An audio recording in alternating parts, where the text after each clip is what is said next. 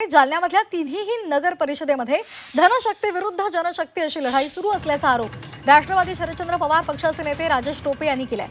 यामुळे लोकशाहीला काहीच अर्थ राहिलेला नाही असंही त्यांनी म्हटलंय। भोकरदनमध्ये आमचा नगराध्यक्ष होईल असा विश्वास टोपेंनी व्यक्त केलाय।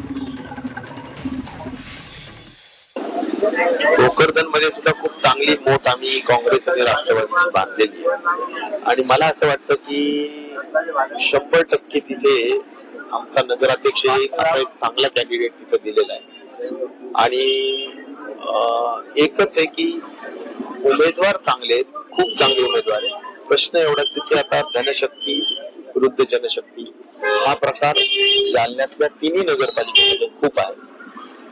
म्हणजे एवढी